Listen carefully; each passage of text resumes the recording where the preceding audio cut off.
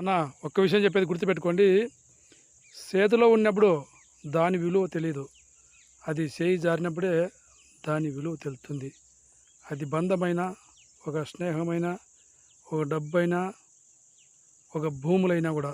మన తావింటి భూములైనా ఏరే వాళ్ళకి పట్టా అయిపోతే ఆ భూముల విలువ తెలుస్తుంది. అట్లాగా ఏదైనా కూడా మన చేతిలో ఉన్నప్పుడు దాని విలువ తెలీదు. ఎక్కడికంటే అక్కడికి మాట్లాడి ఎక్కడికంటే అక్కడికి దిగజారిపోయి సల్లిడుతాము. అవి చేయి జారిపోయిన తర్వాత వాటి విలువ తెలిసినప్పుడు మనం దక్కించుకోవాలంటే అది సాధ్యం కాదు. అందుకే ఏదైనా కూడా చేయి జారకనే ముందుగానే చూసుకోవాల.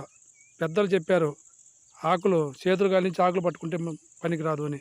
అందుకే ముందుగానే చేతులు కలగకుండా చూసుకోవాలా. మళ్ళీ ఆకులు పట్టుకుంటే ఏం ప్రయోజనం లేదు. Bye friends. నచ్చితే లైక్ కొట్టండి, అందరూ సబ్స్క్రైబ్ చేసుకోండి ఫ్రెండ్స్. ఇట్లా మీకే SP star Nagabhushana. Bye friends. ప్రతి ఒక్కరు సబ్స్క్రైబ్ చేసుకోండి ఫ్రెండ్స్.